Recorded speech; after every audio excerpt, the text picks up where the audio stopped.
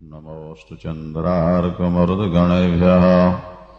ॐ नमः परमहंसास्वादितचरणकमलचिन्मकरन्दाय भक्तजनमानसनिवासाय श्रीरामचन्द्राय विश्वसर्गविसर्गादिनवलक्षणलक्षितं श्रीकृष्णाक्षं परं धाम जगद्धाम नमामि तत्।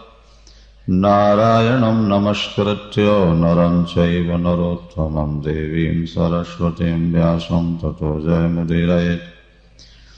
गुरुर्ब्रह्मा गुरुर्विष्णुर्गुरुर्देवो महेश्वरः गुरुः साक्षात् परब्रह्म तस्मै श्रीगुरवे नमः। अखण्डमण्डलाकारं व्याप्तं येन चराचरं तत्पदं दर्शितं येन तस्मै श्रीगुरवे नमः। तस्मै श्रीगुरवे नमः। नीलाम्बुजश्यामलकोमलाङ्गं सीतासमारोपितवामभागम् पाणौ महासायकचारुचापं नमामि रामं रघुवंशनाथम्।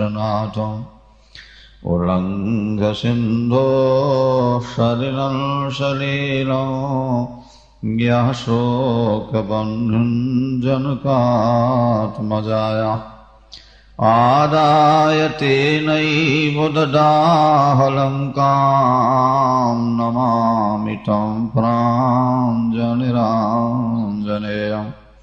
तुलसीकृतरामायण कथाकरी विस्तार आसन लीजहु प्रेम हित आवो पवन कुमार सियावर राम जय जय मेरे प्रभु राम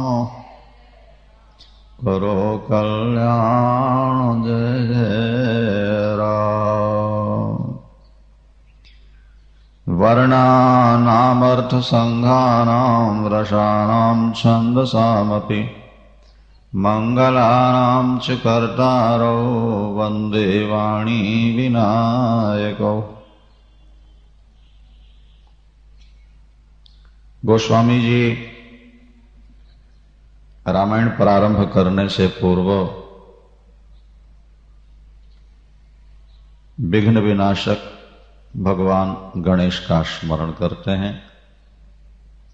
वाणी की अधिष्ठात्री जिनके द्वारा रस और छंदों का प्रवाह प्रवाहित हो, वीणा वादनी भगवती सरस्वती का भी स्मरण करते हैं। रस और छंदों के प्रवाह के लिए भगवती सरस्वती और विघ्न विनाशन के लिए गणपति का स्मरण किया गया है। हम और आप सब मिलकर वाणी और विनायक के चरणों में अपना मस्तक झुकाएं, उन्हें बार बार प्रणाम करें। रामायण का प्रारंभ कहां से हुआ, इस पर थोड़ा पहले विचार कर लें। हमारे यहां लिखा हुआ है, वेद वेद्ये परे पुंसी जाते दशरथे हरो, और वेदाः प्राचीत सादाशीत साक्षात रामायणात्मना। वेद में जिस ब्रह्म का निरूपण किया गया है वह ब्रह्म महाराज दशरथ के यहां राम बनकर अवतरित होते हैं, और वेद स्वयं महर्षि वाल्मीकि के मुख से रामायण के रूप में प्रकट होते हैं। वेद ने जिस ब्रह्म का संकेत किया वो तो दशरथ जी के यहां पुत्र बनकर आए, और वेद स्वयं महर्षि वाल्मीकि के मुख से रामायण के रूप में हमारे आपके सामने आए हुए। जैसे राम का प्राकट्य हुआ उसी तरह रामायण का भी प्राकट्य माना जाता है। महर्षि वाल्मीकि का जीवन भी थोड़ा सा विचारणीय है। गोस्वामी जी ने लिखा है कि जिंदगी का वो दिन बड़ा सुहावना है जब व्यक्ति को किसी संत का संपर्क मिल जाता है। बड़े भाग्य पाई सतसंगा, ओ बिनहि प्रयास हो ही भव भंगा। क्योंकि बिनु सतसंग विवेक न होई, और राम कृपा बिनु सुलभ न सोई। सत्संग के बिना विवेक नहीं जागता। जैसे मथानी के बिना मक्खन प्रकट नहीं होता।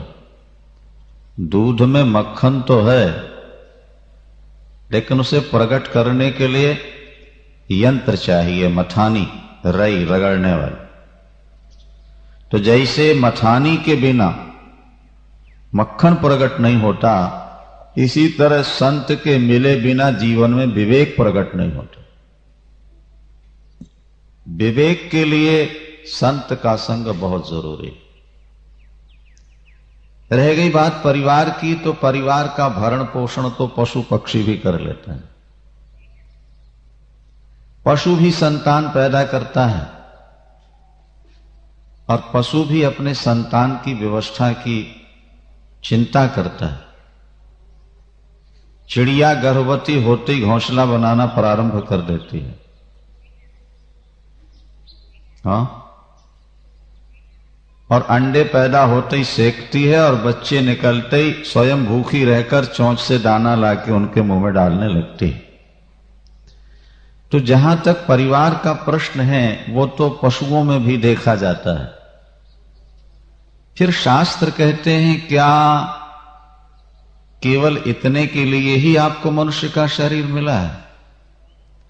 जो कार्य पशु अनायास कर रहे हैं, सामान्य बुद्धि वाले पशु जो कार्य कर रहे हैं, विशेष बुद्धि वाला मानव भी यदि वही कार्य करता रहेगा, तो मानवता और पशुता में अंतर क्या होगा? 84 लाख योनि में परमात्मा ने सबसे अधिक बुद्धि मनुष्य को दी, और बुद्धि की सार्थकता वही है जहां उसका सदुपयोग किया जाए। बुद्धि की सार्थकता इसमें है कि परमात्मा की प्राप्ति की जाए, क्योंकि ईश्वर को प्राप्त किए बिना व्यक्ति को शांति नहीं मिल सकती। आप परिश्रम कीजिए, आपको संपत्ति मिल जाएगी, संतान मिल जाएगी, कोठी कार मकान दुकान मिल जाएंगे, लेकिन शांति आप चाहोगे तो बिना ईश्वर को प्राप्त किए मिल ही नहीं सकती। तब लग कुशल न जीव कहाँ, और सपने हूं मन विश्राम। के जब लगी भजत न राम कहाँ, शोक धाम तज काम। तब लगी कुशल न जीव कहाँ, जीव के जीवन में तब तक कुशलता नहीं है, स्वप्न में भी विश्राम नहीं है, जब तक जीव ईश्वर की ओर मुड़ नहीं जाता। संयोग बनता है, महर्षि वाल्मीकि जब रत्नाकर डाकू के रूप में थे, देवर्षि नारद वहां से निकल पड़े। लूटने का संस्कार था, महात्मा को भी लूटने का विचार करते हैं। देवर्षि नारद ने कहा, बेटे ये जो पाप कर रहे हो, इसका फल कौन भोगेगा? तो भोले भाले रत्नाकर का कथन यही था कि जो खाते हैं सब भोग लेंगे। उन्होंने कहा, गलत है।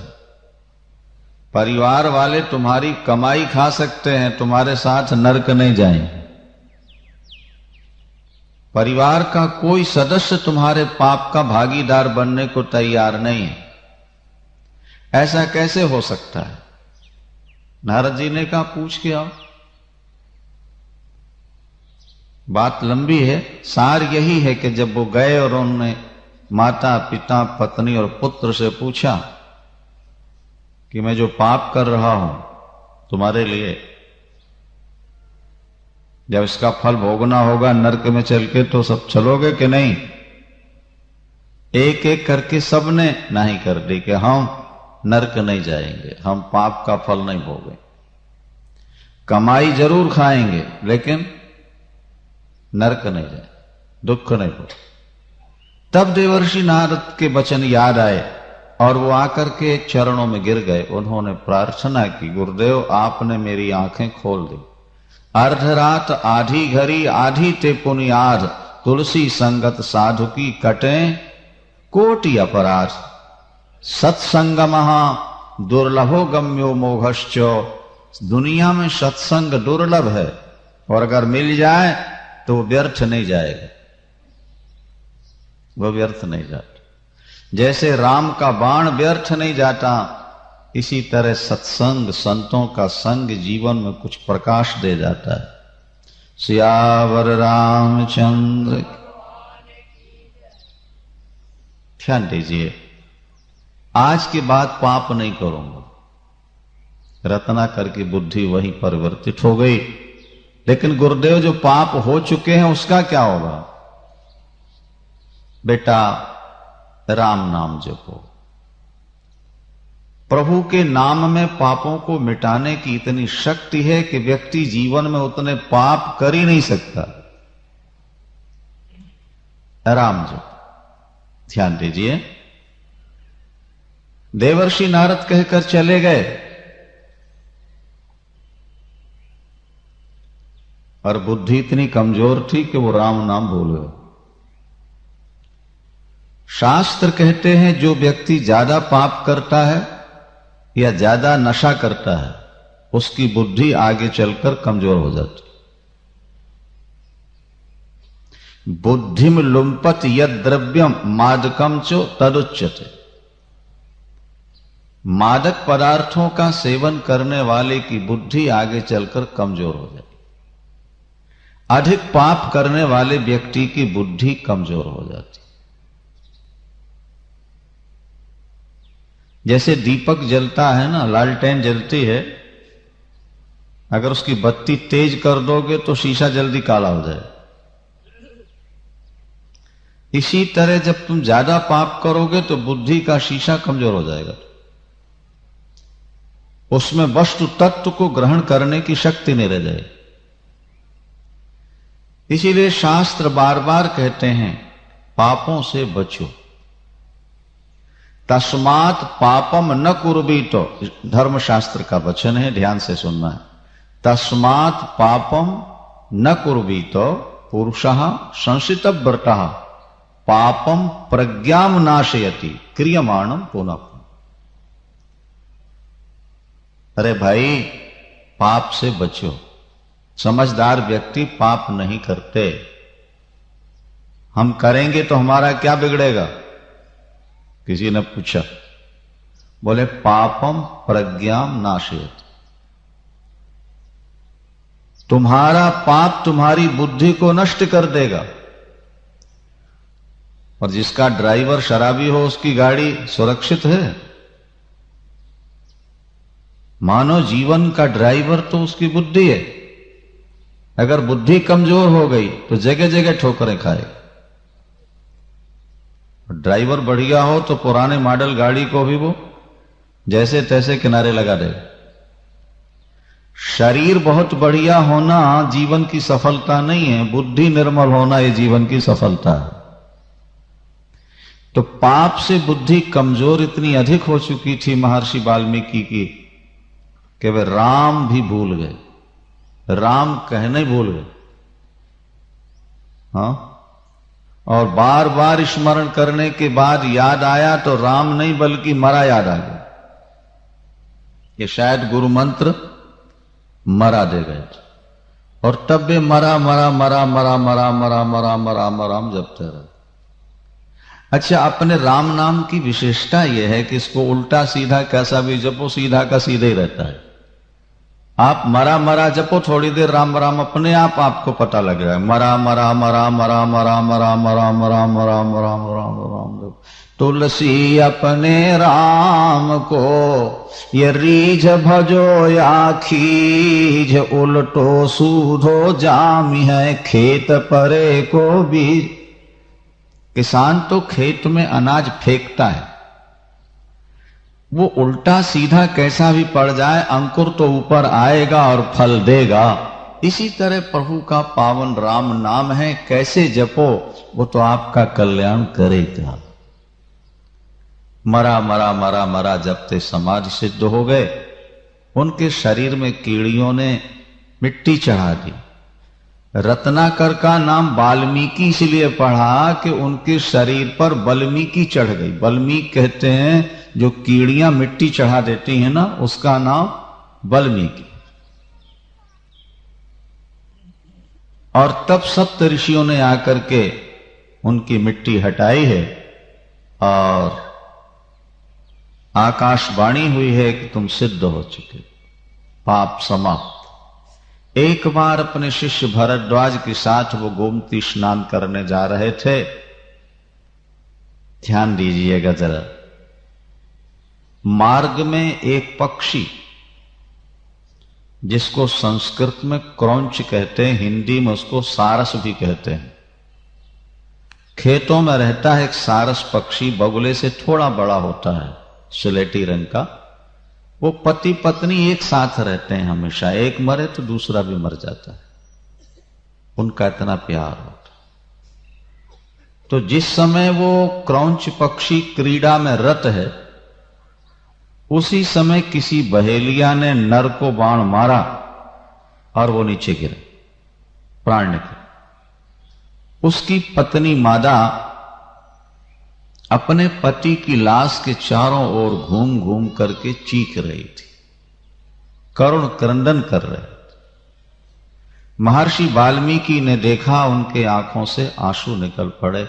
वाल्मीकि रामायण का यह विषय है, ध्यान दीजिए। उनके आंखों से अश्रुपात होने लगे, उनका हृदय शोक से भर गया। अरे निरपराधी पक्षी को तूने क्यों मार दिया? मां निषाद प्रतिष्ठा तमगम शाश्वती समः यत क्रौंच मिथुनादे को अवधि काम मोहितम। अरे व्याधा, तुझे कभी शांति न मिले, तूने निरपराधी पक्षी की हत्या क्यों कर दी? अब विचार कीजिए, जिसको व्यक्तियों की हत्या में पीड़ा नहीं हो रही थी, हाँ, जिसने जीवन में हजारों व्यक्तियों की हत्याएं की हो, आज वो एक पक्षी की हत्या से व्यथित हो गया है। इसका मतलब यह है कि जब पाप अंदर होते हैं तो पाप पाप कराते हैं, और जब व्यक्ति का हृदय पाप से निष्पाप हो जाता है तो धर्म धर्म कराता है, हृदय निर्मल हो जाता है, हृदय कोमल हो जाता है। वो एक कीड़े की मृत्यु पर भी व्यथित हो जाता है। आंखों से आंसू निकल पड़े। निरपराधी पक्षी को मारने वाले तुझे शांति नहीं। पर इसके साथ उनको आश्चर्य ये हुआ कि मेरे मुख से श्लोक कैसे निकल गए, कि पढ़े लिखे तो कुछ थे ही नहीं है। तब आकाशवाणी हुई। बाद में ब्रह्मा जी आए, उन्होंने कहा अब तुम महर्षि हो चुके हो और तुम्हारे मुख से 100 करोड़ श्लोक निकले। तुम्हें रामायण लिखनी है। पद्म पुराण में ऐसा भी लिखा है कि रामावतार से पहले रामायण लिखी जा चुकी है। पद्म पुराण का प्रसंग यह है कि जब भगवान राम समुद्र तट पर पहुंचे ना, और विभीषण ने कहा कि प्रार्थना करिए शायद मार्ग दे दे समुद्र, तो लखनलाल जी को यह बात जची नहीं। उन्होंने कहा इससे तो हमारी कायरता सिद्ध होगी प्रभु। क्या? कादर मन कहा एक अधारा, दैव दैव आलसी पुकारा, नाथ दैव कर कवन भरोसा, सोसिय सिंधु करिय मन रोषा। कोट सिंधु शोषक तब शायक, आपका तो एक बाण करोड़ों समुद्रों को सुखा सकता है, और फिर आप समुद्र से प्रार्थना करें, ये आपके स्वरूप के अनुरूप नहीं होगा राघव आर्य। तो भगवान ने कहा लखन बात तो तुम ठीक कह रहे हो भैया, मेरा एक बाण समुद्र सोख सकता है, पर महर्षि वाल्मीकि लिख गए हैं कि राम पुल बनाकर लंका गए। अगर मैं समुद्र शोक करके जाऊंगा तो वाल्मीकि का वचन कट नहीं जाएगा। भाई जैसा ड्रामा लिखा जाएगा खेला भी तो वैसे ही जाता है। तो महर्षि ने जैसा ड्रामा लिख दिया मुझको वैसे ही खेल के दिखाना, इसलिए प्रार्थना होगी, उसके बाद सेतु बंद होगा और तब समुद्र पार करेंगे अपन। कई लोग ये शंका करते हैं कि जब राम आए नहीं थे तो रामायण कैसे लिख गई पहले, और हम लोग उसका उत्तर यही देते हैं कि मकान का नक्शा पहले बनता है मकान बाद में, या नक्शा बाद में बनता है मकान पहले? क्या उत्तर है भाई? पहले नक्शा पास होता है और उसी के आधार पर ड्रामा खेला पहले जाता है लिखा बाद में जाता है, या लिखा पहले जाता है और खेला बाद में जाता है? तो कहना पड़ेगा कि ड्रामा लिखा पहले जाता है खेला बाद में जाता है। तो महर्षि वाल्मीकि ने तो महाकाव्य एक नाटक ड्रामा लिख दिया, और जैसा लिख दिया भक्त वत्सल भगवान ने वैसे ही करके दिखा। इसलिए इस विषय पर कोई शंका नहीं करनी कि राम के अवतार से पहले ही रामायण कैसे लिखी जा चुकी। ऋतंभरा तत्र भवेत प्रज्ञा, ये बातें थोड़ा कठिन है जिसे सामान्य लोग समझ नहीं पाते। देखो, जब कोई महापुरुष निर्विकल्प समाधि में चला जाता है, असंप्रज्ञात समाधि में चला जाता है, तो उसे भूत भविष्य वर्तमान तीनों कालों का प्रत्यक्ष बोध हो जाता है। यह बात एकदम स्पष्ट है। आप चाहें तो आपको भूतकाल का बोध हो सकता है, आपको भी भविष्य का बोध हो सकता है।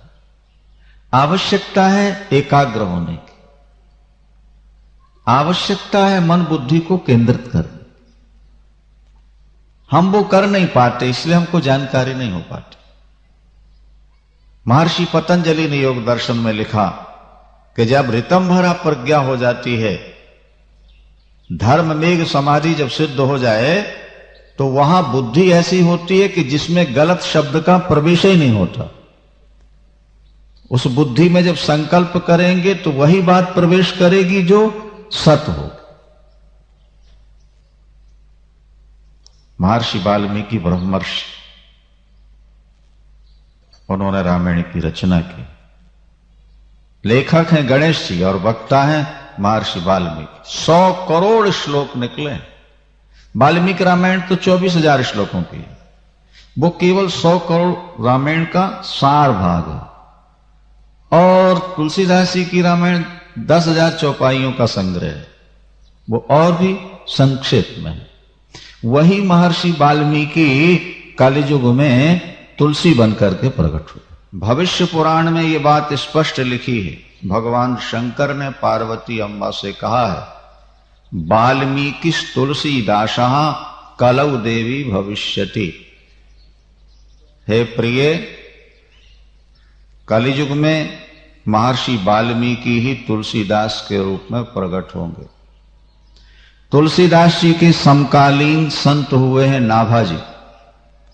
उन्होंने भी यही बात कही, काली कुटिल जीव उदाहरण हेतु, काली कुटिल जीव उदाहरण हेतु वाल्मीकि तुलसी भजो।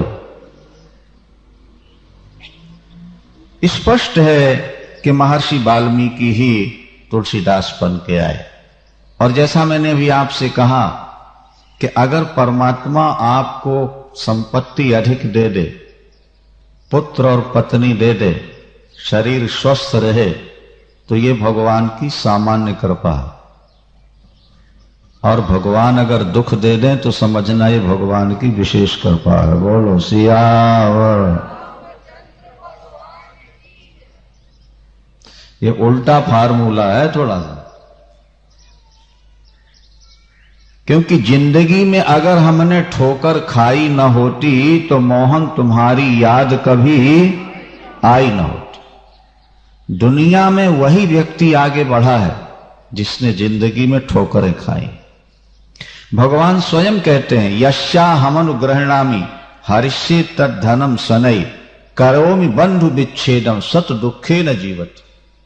मैं जिस पर कृपा करता हूं उसे दुखी बनाता हूं। भाई बंधुओं से उसका वियोग करा देता हूं, और जब उससे प्यार करने वाला कोई नहीं रह जाता, दुनिया उसको ठुकराती है, तो दुनिया से मुड़कर मेरी शरण में आता है तो मैं उसको गले लगा लेता हूं। क्योंकि जब तक दुनिया ठोकर नहीं मारेगी तब तक तुम्हें संसार से वैराग नहीं हो, और वैराग के बिना राम की कृपा नहीं होगी। आप ये ध्यान रखें।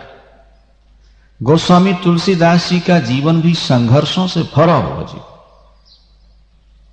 2 मिनट सुन लीजिए उनकी जीवनी में क्या लिखा है संक्षेप। जब गोस्वामी जी अपनी माता के गर्भ में आए तो पहली बात तो ये लिखी कि वो 12 महीने तक गर्भ में रहे।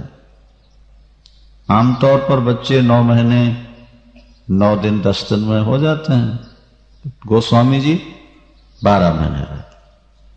इससे भी माता पिता के दिमाग में बहुत परेशानी थी। जब पैदा हुए तो 32 दांत इनके थे, जो राक्षसों के होते हैं। यह भी अपशगुन था। अभुक्त मूल में पैदा हुए, गंडमूल जिसको बोलते हैं, और पिता इसका मुंह नहीं देखेगा 12 वर्ष तक, और नहीं तो सर्वनाश होगा। पिता ने मुख नहीं देखा और भेज दिया मायके पत्नी। घर में रहेगा तो मुंह दिख ही जाएगा ना भाई। और पत्नी लेकर के वहां पहुंची, यहां पिता समाप्त, वहां मां समाप्त हो। देखो, मैंने आपसे कहा ना कि अगर दुख आए तो ही विशेष कृपा होती है। ननिहाल में भी सब खत्म। मूल गोसाई चरित में लिखा है कि पार्वती अम्बा स्वयं आकर के भोजन कराती थी, एक नार, बुढ़िया का रूप नार। और सारे समाज में यह प्रसिद्धि हो चुकी थी कि यह बालक भाग्यहीन है, जो इसको शरण देगा वो बर्बाद हो जाए। कोई अपने घर रखने को तैयार नहीं, फुटपाथ पर सोते हैं, अनाथों की तरह डोलता है। एक संत आ गए, आकृति देखकर लगा कि ये तो बालक कोई होनहार है। भाई हीरा धूल में भी पड़ा हो तो उसकी चमक कहां जाती है। उनका नाम था नरहरियानंद, उनके गुरु थे। उनका नाम था नरहरियानंद, उनके गुरु थे। बेटा कैसे घूम रहे हो? रो पड़े गोस्वामी जी। स्वामी जी मेरा कोई नहीं दुनिया, माता पिता भाई बंधु नाते सब समाप्त। मैं बड़ा भाग्यहीन हूं, मुझको कोई अपने घर में ठहरने नहीं देता, मुझको कोई रोटी नहीं देता। रो। संत ने कहा बेटा जिसे कोई सहारा न दे राम उसका सहायक बनता है, आओ मेरे साथ चलो। कुछ लोगों ने कहा स्वामी जी आप ऐसी गलती न कीजिएगा, नहीं तो आपकी मंडली खत्म हो जाएगी। ये बहुत भाग्यहीन बालक है, इसमें बहुत पाप है। स्वामी जी ने कहा अगर इसमें पाप हैं तो मेरे राम पतित पावन हैं। बोलो सियावर। मेरे राम के नाम में बड़ी शक्ति है पापों को मिटाने। आओ बेटा तुम मेरे साथ चलो। देखो तुम्हारे खाने पीने की सारी व्यवस्था रहेगी, तुम्हें कोई काम नहीं करना है, केवल एक काम करना है, सुबह से शाम तक राम नामामृत पान करना है, राम नाम जो। बड़े खुश हुए गोस्वामी जी।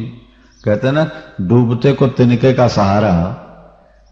अरे कहां डोल रहे थे और कहां सब कुछ आराम मिल जाए, और केवल जपना है राम। वो राम नाम जपते जपते जपते महाराज जितने संत हुए ना आज तक, सबने नाम पर जोर दिया है।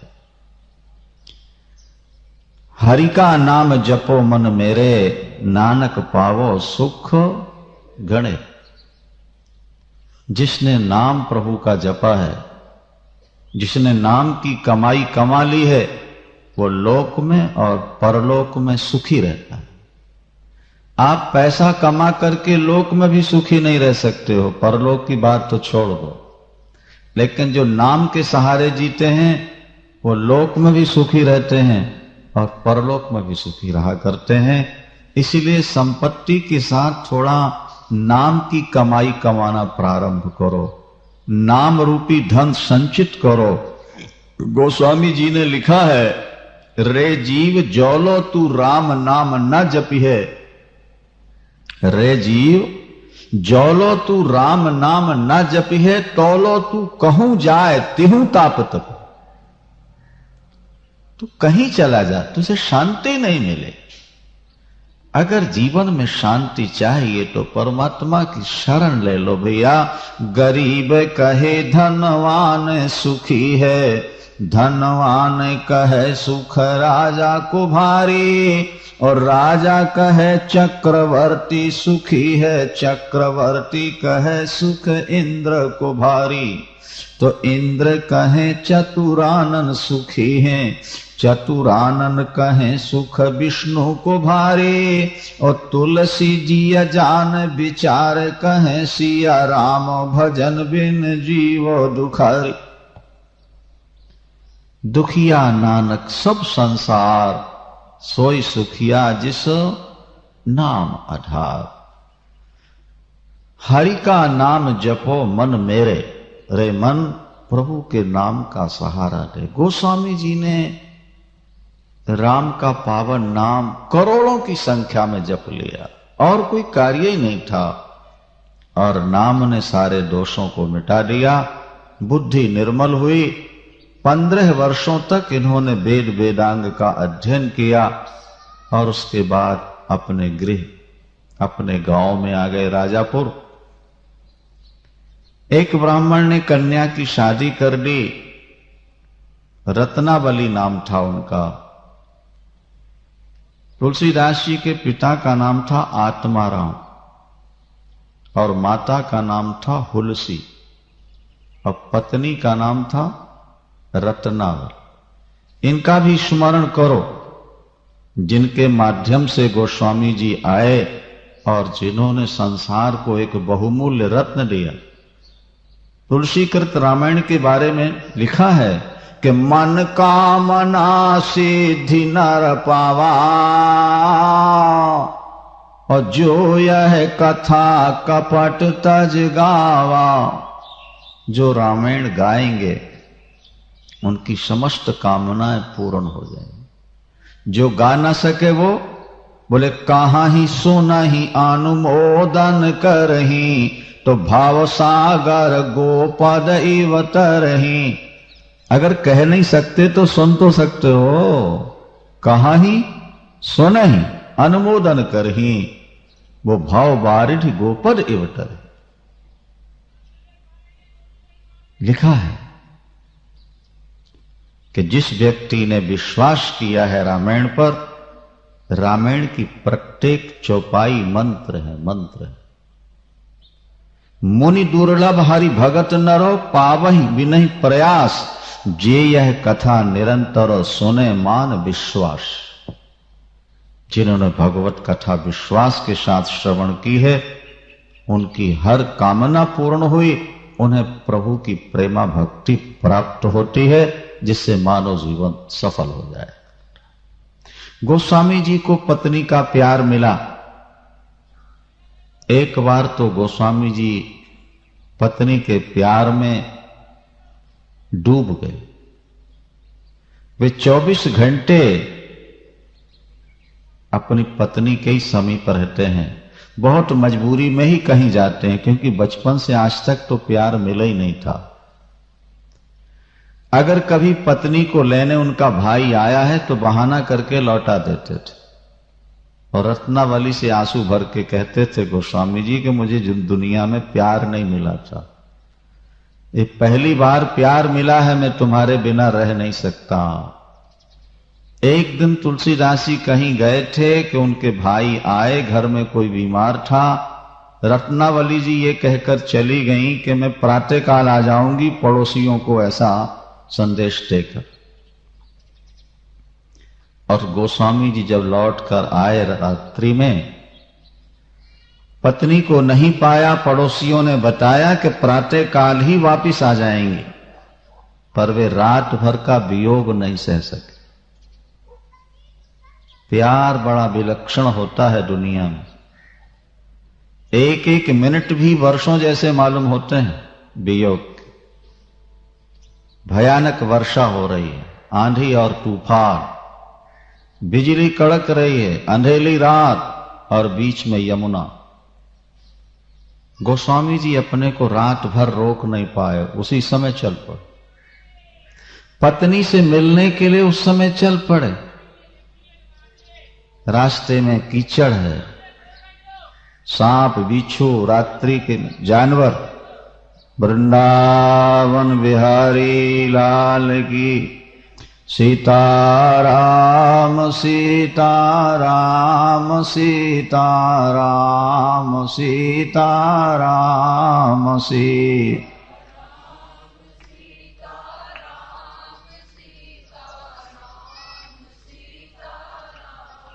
वर्षा, आंधी और तूफान को पार करते जब वो नदी के किनारे पहुंचे तो बाढ़ भयानक थी। एक मुर्दा बैठा हुआ जा रहा था, सड़ा, उसको लकड़ी समझ के पकड़ा और पार हो। और किंवदंतियां हैं कि जब वो वहां पहुंचे तो एक सर्प लटक रहा था, उसको उन्होंने रस्सी समझ ली और उसको पकड़ के चढ़ गए। कंचन और कामनी का आकर्षण इतना भयानक है कि व्यक्ति अपने को भूल जाता है। सर्प रस्सी समझ में आई और सड़ा हुआ मुर्दा लकड़ी समझ में। और जब रत्नावली ने देखा भीगे हुए, ठंड से कांपते तुलसी सामने खड़े, कैसे पधार गया? देवी तुम्हारा प्यार खींच लाया, मैं तुम्हारे बिना रह नहीं सकता। उस समय रत्नावली ने जो कुछ कहा वो रत्नावली के शब्द नहीं थे, रत्नावली के मुख से मानो हनुमान जी बोल गए, बोलो सियावर पवन सुत हनु। पत्नी को तो चाहिए था, बहुत प्यार करती, मेरे लिए इतना बड़ा साहस। लेकिन पत्नी ने क्या कहा कि धिक धिक ऐसे प्यार को।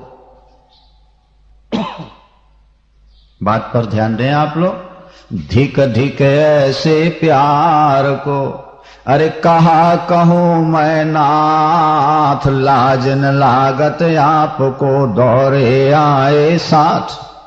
अस्थि चर्ममय देह ममो, अस्थि चर्ममय देह ममो, यासो जितनी पीर। और जो होती रघुनाथ सो, तो न परत भौभीर।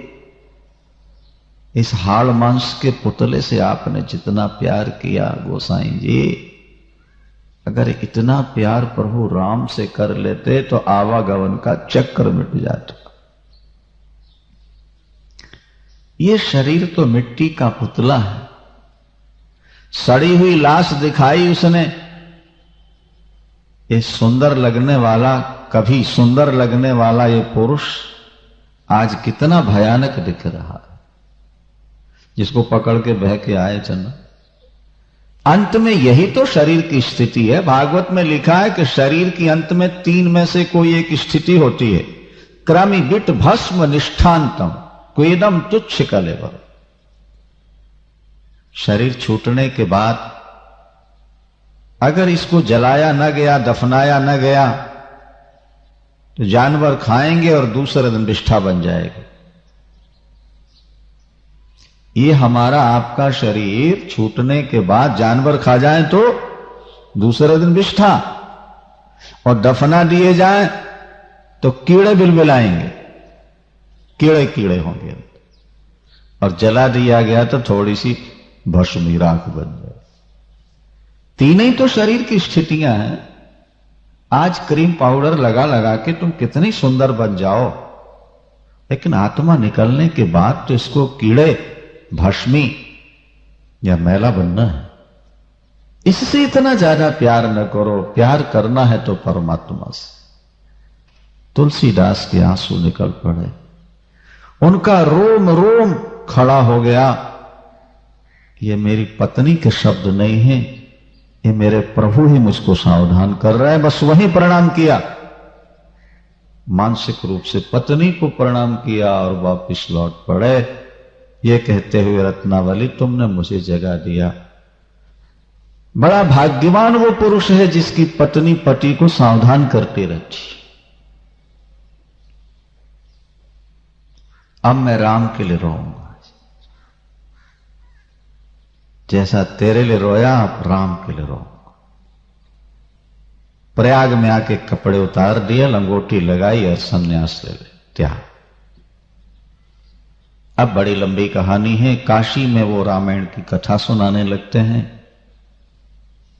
पहले बाहर लोग लेटरिन जाते थे, उनका पात्र बड़ा था जिसमें जल लेके जाया करते थे। कुछ जल बचता था बाद में तो एक पेड़ पर डाल देते थे। उसमें एक प्रेत रहता था। प्रेत को उच्छिष्ट भोजन ही मिलता है, जूठा।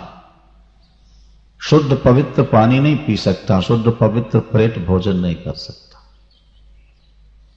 वो नित्य जल पाकर के प्रसन्न हो गया। गोस्वामी जी, आपने मुझे जल देकर तृप्त किया, मैं आपको वरदान देना चाहता हूं। गोस्वामी जी ने कहा, बस एक ही लालसा है, प्रभु राम का दर्शन करा दिया जाए।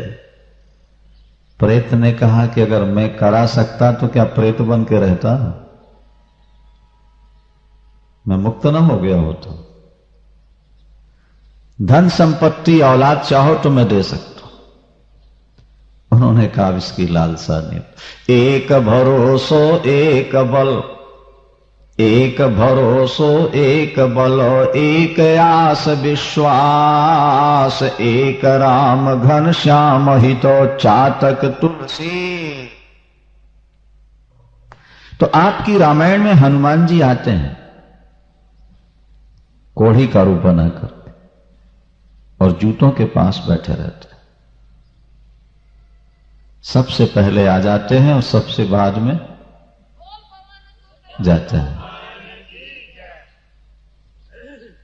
उनके चरण पकड़ लेना, आपको राम का दर्शन। और जब गोसाई जी ने चरण पकड़े तो पहले तो छुपाने की कोशिश की, लेकिन जब नहीं छोड़ा तो हनुमान जी प्रकट हो गए। बोलो गोसाई जी क्या चाहिए? बड़ी अच्छी कथा सुनाते हो तुम तो, हम बहुत दिनों से सुन रहे थे। कथा सुनी है तो दक्षिणा तो देनी पड़ती है ना। हनुमान जी ने कहा बोलो क्या चाहिए? बोल बस जिनके बन के आप रह रहे हो प्रभु, बस उनके दर्शन करा दो एक बार। एक लालसा है, एक बारी बिलोक अवधेशा। कागभूषुंडी ने भी कहा एक बार प्रभु का दर्शन।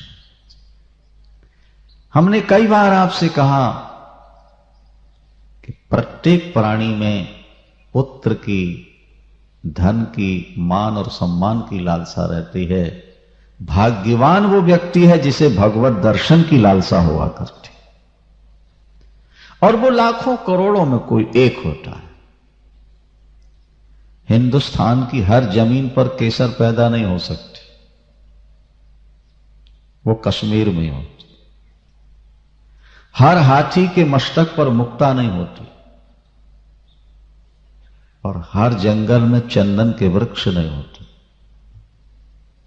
इसी तरह हर व्यक्ति में भगवत भक्ति भी नहीं होती। तो कोई कोई भाग्यशाली महिला है, कोई भाग्यशाली पुरुष है जिसके हृदय में भगवत भक्ति का जागरण हो जाता है। शास्त्र कहते हैं जब पाप क्षीण हो जाते हैं तो परमात्मा की भक्ति जागती है। नारायणाम क्षीण पापानाम कृष्णे भक्ति पर जाए। जब तक पाप हैं तब तक परमात्मा से व्यक्ति बहुत दूर रहता है, परमात्मा के प्रति उसकी प्रवृत्ति नहीं होती। देखो भाई, 84 लाख प्रकार के पशु पक्षी कीट पतंग हैं, किसी के अंदर भगवान को पाने की लालसा है? नहीं है, क्योंकि शास्त्र कहते हैं कि ये पापमय शरीर है। जब पाप ज्यादा होते हैं तो पशु शरीर मिलता है, तो पशुओं में परमात्मा को पाने की लालसा कहां होती? तो कुछ लोग मनुष्य के रूप में भी पशु होते हैं, जिनको खाना पीना, बाल बच्चे, क्या धन औलाद की बड़ी लालसा, मान सम्मान की बड़ी इच्छा। लेकिन हमें पैदा किसने किया और शरीर छोड़ के हमको जाना कहां है, और सचमुच में प्यार किससे करना था, ये बात किसी किसी भाग्यवान की बुद्धि में ये बात जागृत होती। हनुमान जी ने कहा चित्रकूट चलिए, वहां दर्शन होगा। परम पावन भूमि है चित्रकूट। गोस्वामी जी गए हैं और भगवान राम लक्ष्मण घोड़े पर सवार धनुष बाण धारण किए जा रहे थे। अरे ये तो बड़े सुंदर राजकुमार हैं, किसके बेटे हैं? भाग्यशाली होगा वो राजा जिसके ये पुत्र होंगे। वे राम थे, लक्ष्मण थे। हनुमान जी ने आके पूछा, दर्शन हुआ? बोले अभी कहां। बोले घोड़े पर सवार कोई निकले थे? बोले बड़े सुंदर दो राजकुमार थे। बोले वही राम और लक्ष्मण थे।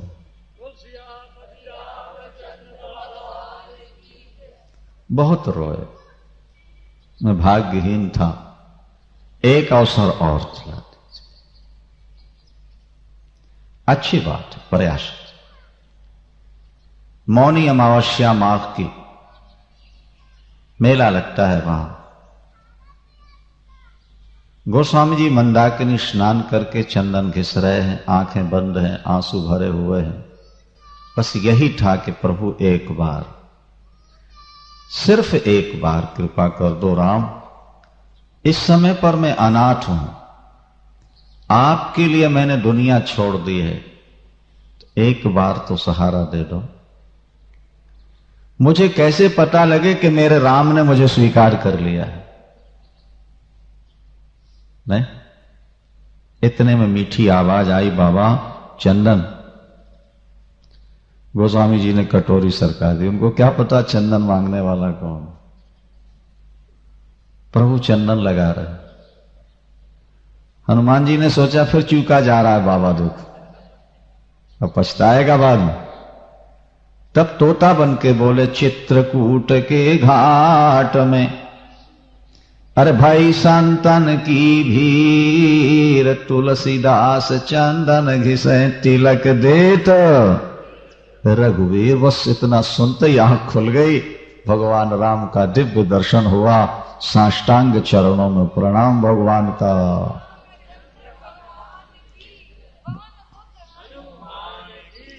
भगवान का वरद हस्त सिर पर पहुंचा। गोस्वामी जी का सहजीवन धन्य धन्य हुआ। नहीं, जैसे बहुत प्यासे को शीतल जल मिल जाए, जैसे नेत्रहीन को नेत्र मिल जाए, बंध्या स्त्री को जैसे पुत्र प्राप्त हो जाए, जन्म के दरिद्र को जैसे पारस मणि मिल जाए, इससे भी करोड़ों गुना ज्यादा आनंद आज गोस्वामी जी को भगवत दर्शन से हुआ। जीवन धन्य धन्य कृतकृत्य हो गया। भगवान ने आदेश दिया, यही कहते हुए, गोस्वामी जी मैं जिस पर कृपा करता हूं पहले दुखी बनाता। अपनाना था इसीलिए दुखी बनाया था। आपके द्वारा बहुत बड़ा कार्य होने वाला है, आप रामायण की रचना करें। काशी जाइए, भगवान शंकर का सहारा लीजिए। बोलिए शंकर भगवान, उमापति महा। भगवान शंकर ज्ञान के दाता है। तुम त्रिभुवन गुरु वेद बखाना, वे जगत गुरु। काशी आ गए, बस 2 मिनट में बात कह के आगे रामायण की बात चलती है। संस्कृत में रामायण लिखने लगे। यहां एक बात और ध्यान दे लीजिए थोड़ा सा। गोस्वामी जी का जन्म हुआ है संवत 1554, है ना, और रामायण लिखनी प्रारंभ की है 1631 में। माने 78 वर्ष की अवस्था तक गोसाई जी कुछ नहीं लिख सके। 78 वर्ष की अवस्था में कवित्व शक्ति जागृत होती है, और 3 वर्ष तक लिखता ही रहे, और उसके बाद फिर कुछ नहीं लिख पाए। यह बात है। वैसे गोस्वामी जी 126 वर्ष रहे हैं पूर्ण। 1554 और 1680 126। 78 वर्ष की अवस्था में लेखनी चली। अगर वो चलती रहती 126 वर्ष तक तो कितने ग्रंथ न लिख गए होते। यह समझना है। इसका मतलब है कि वो जो 3-4 वर्ष का समय था तुलसीदास का, वो तुलसी नहीं थे, वो तुलसी के अंदर हनुमान जी, राम जी, शंकर जी बैठ करके कलम चलवा रहे थे। वो कार्य पूरा किया बस। इसको आवेशावतार कहते हैं। जैसे लोहे में गर्मी भर जाती है तवा में, वो दिखाई नहीं देती, छुओ तो गर्म, और अलग रख दो तो फिर धीरे से वो गर्मी शांत हो जाती है।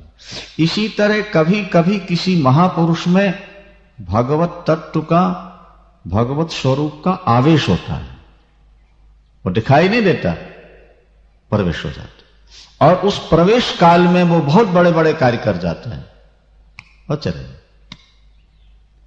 इस तरह से वो संस्कृत में लिखते हैं, लुप्त हो जाते हैं। फिर भगवान शंकर ने स्वप्न में कहा कि हिंदी में लिखो, क्योंकि कलयुग में लोग संस्कृत से अनभिज्ञ होंगे, पढ़ नहीं पाएंगे।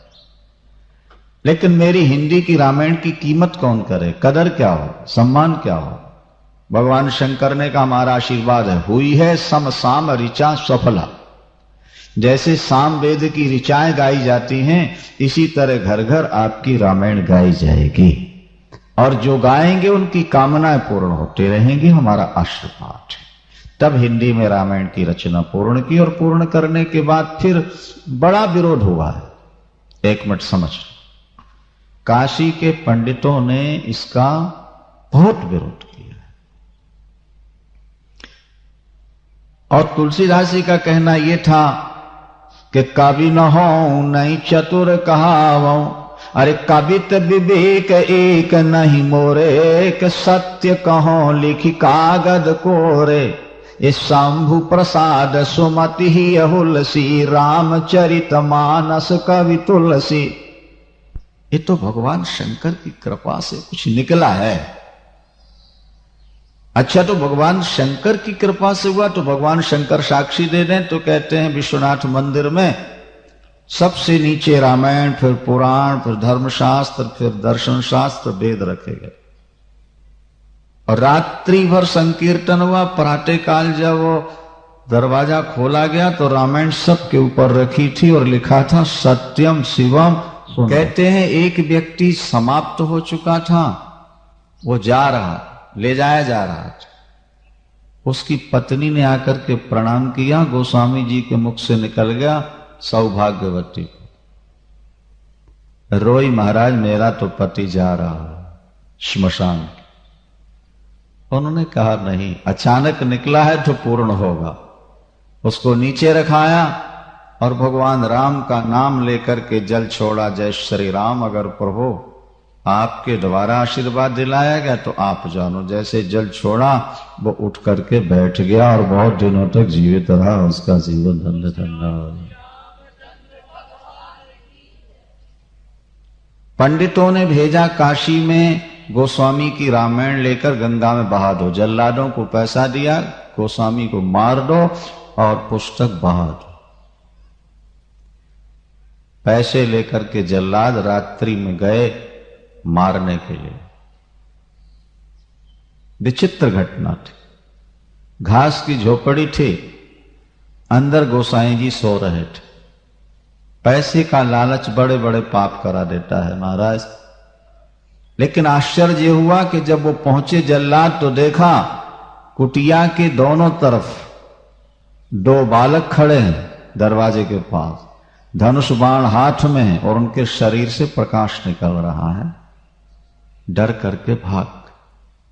लेकिन प्रातः काल आकर के उन्होंने कहा गोसाई जी, रात्रि में हम आपको मारने आए थे, पर आपके दो शिष्यों का दर्शन ऐसा हुआ कि हमारी बुद्धि बदल गई। हम डर के भाग तो गए, आज के बाद हम पाप नहीं करेंगे, पर उनका दर्शन तो एक बार करा दो, वो आपके कितने सुंदर शिष्य हैं।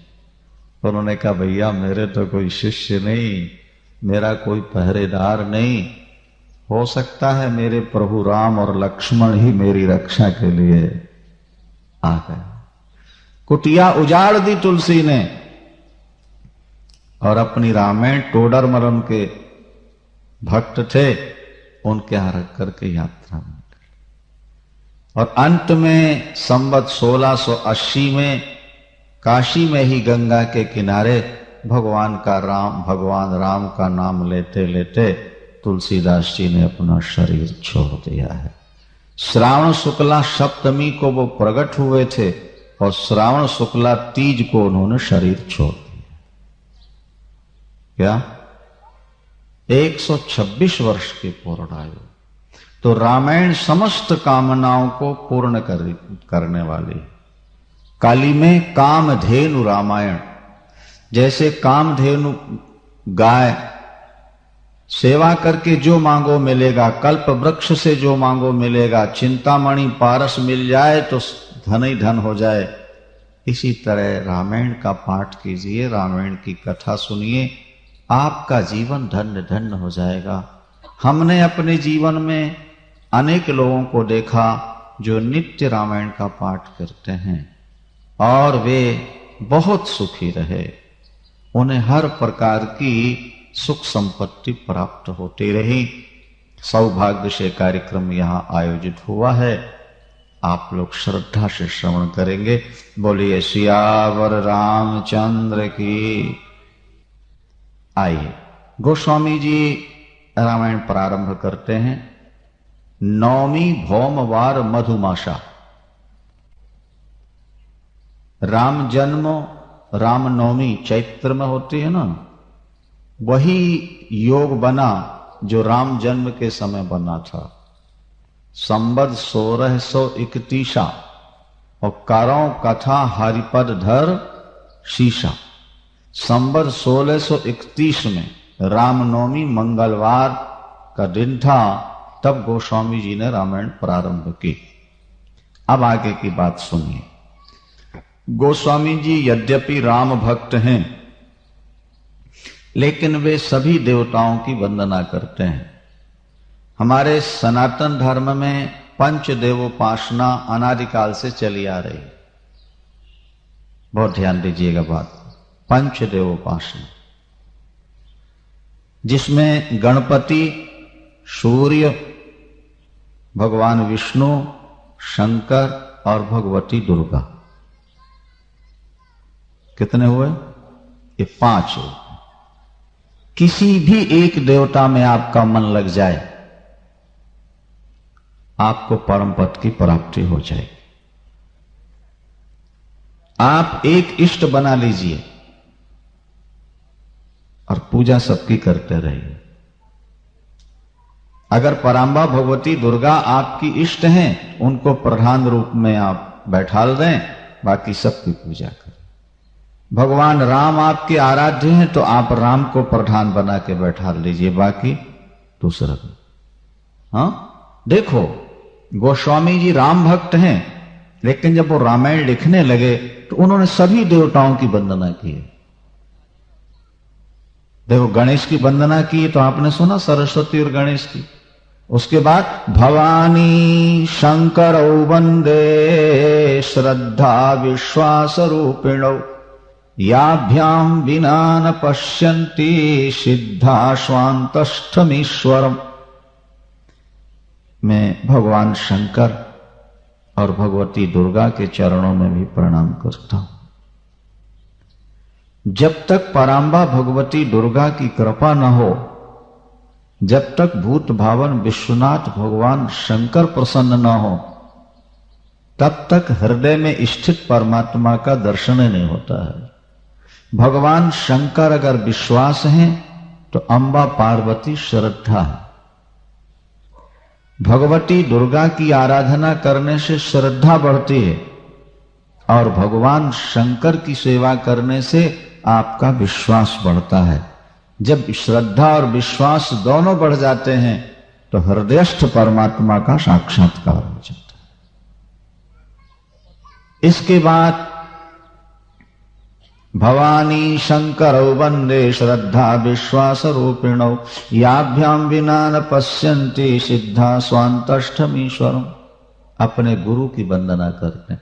वंदे बोधमयम नित्यं गुरुम शंकर रूपिणं यमाश्रितो हि वक्रोपि चंद्रा सर्वत्र वंदते। गोस्वामी जी कहते हैं गुरु के ऋण से आप कभी उऋण नहीं हो सकते हैं। जिन्होंने गुरु चरणों की भक्ति प्राप्त कर ली उनको दुनिया में कुछ भी दुर्लभ नहीं।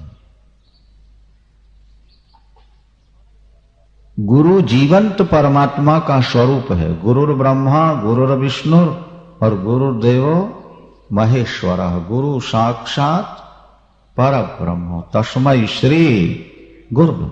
बांधव गुरु पाद पादुम परागा, ये बांधव गुरु पाद पादुम परागा।